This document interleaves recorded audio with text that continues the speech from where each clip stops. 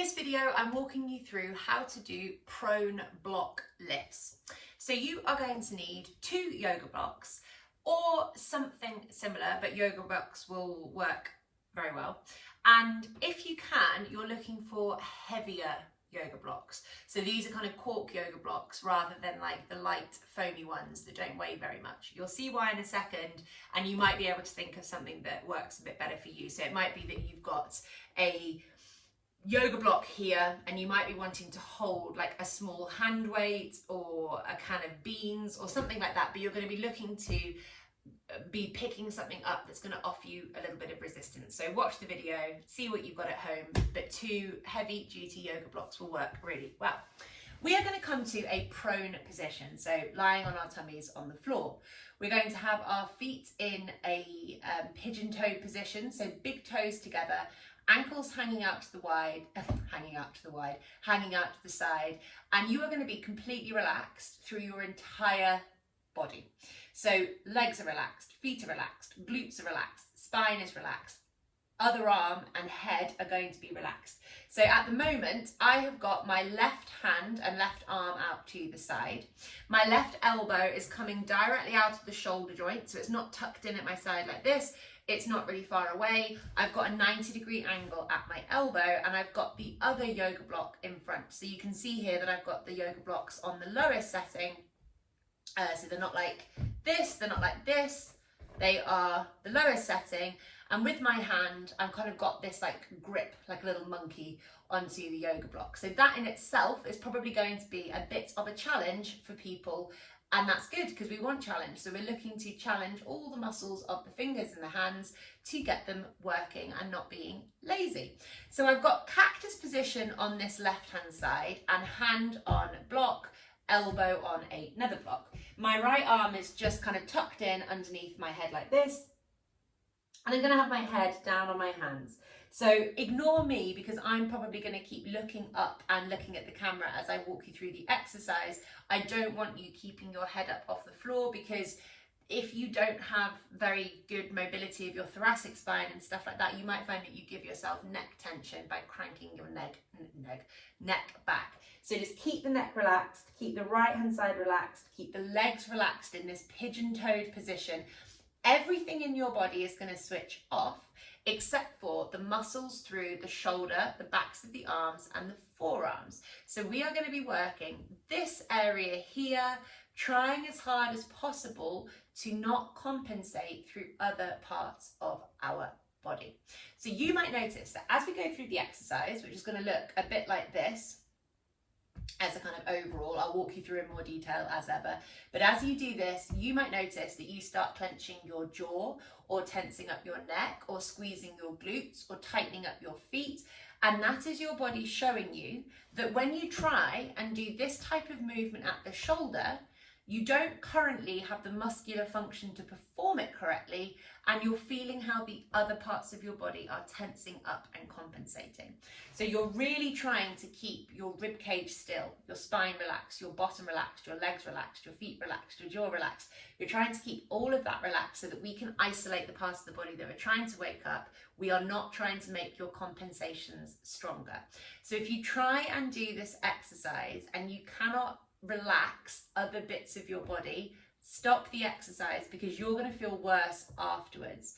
If you are doing this and you're feeling like your jaw is tensing up and your neck is tensing up, you just carrying on and battling through, you're going to walk away feeling worse. You haven't woken up the right muscles, you've strengthened your compensations, and we haven't achieved what we want to achieve. So make sure that you're able to walk away from exercises that aren't serving you correctly. Okay? So your whole body relaxes. Your head is going to stay down. Your feet stay in the pigeon-toed position. And you are going to grip your block with your fingers. So I'm holding mine like this, but you might hold it a bit differently. So you might have to hold it at the top. Do whatever you can, whatever works for you. You can hold a hand weight or something like that. But I think a yoga block's good because actually it's quite a challenge to hold with your fingers like this. And then what we are doing is slowly and gently, so the slower you go for all of these exercises, the harder they are.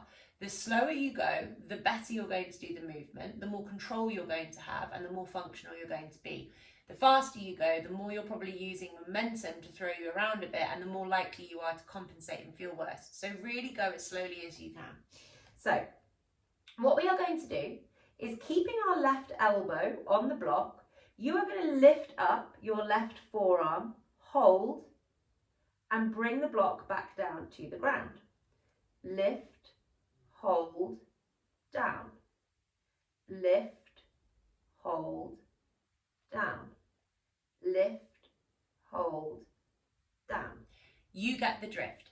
Throughout the exercise, you are trying, sorry, my cat's having a little wander, you are trying to keep the rest of you relaxed. So you might notice that as you lift that up, something else wants to tense up. Try and actively keep that relaxed. Put the work into your hand, your arm, and your shoulder only. One of the things that I want you to watch out for is that you are actually moving this part of your upper arm and shoulder. So it's entirely likely and probably entirely probable that as you do this, if you are super dysfunctional in your shoulders, what you're doing is actually just bending your wrist. So you might just be lifting the block up, bending your wrist. And as you do that, if you observe my shoulder, can you see how my shoulder's not moving at all? My upper arm's not rotating and my shoulder blade isn't moving. All I'm doing is bending my wrist over and over again. What we are looking for is movement and change in this part of the arm. And the way in which you're going to ensure that that happens is by keeping the elbow, the wrist, and the fingers all in a straight line. There is no bending and contorting at the wrist. You're not moving your hand, you're trying to move the upper part of your forearm. Think about that more, and that's going to give you more the movement that we're after. So as I lift up my block here, can you see how the elbow, the wrist, and the fingers kind of stay in a straight line? And what this does is it moves this part of the shoulder and the upper arm, which is what we're going after, rather than I'm just bending my wrist and I'm not moving my shoulder. As you lift up, you should feel your triceps along the backs of your arms work hard, and you should feel the shoulder blade move back and down behind you. So I would advise that we do 20 reps like this on one side. As I've talked to you about compensations, the rest of your body tensing up in random ways, and also watching that you're not just moving your wrist and your hand, you're actually moving the upper arm and the shoulder as you do this. Once you've done your 20 reps, I then challenge you to hold the block up for as long as you can. So you've done your reps, you've mobilized the area, you've got things moving, and then your challenge is to hold yourself in that position, pulling back through the shoulder blade and the upper arm for as long as you can manage. It might be 5 seconds, it could be 10 seconds, it could be 30 seconds, it could be a minute. But just see if you can extend that time as time goes on. So 20 reps up and down, hold, pulling back from here, not twisting from the wrist for as long as you can, and then swap sides. And if you want to, you could do another set of reps on both sides, but you're really making sure that you're looking out for differences from side to side. So you're likely to have one arm that finds that much, much easier than the other side. And guess what you've got to do? You've got to try and get that weaker side to match up to the side that you find it easier on. And when it's easier, make sure that you're not compensating by tensing up some random part of your body or just moving the hand and wrist. We are going after humerus and shoulder movement. So make sure that you're getting that kind of movement occurring as you do it. You're not just bending your wrist like so. So that's prone block lifts.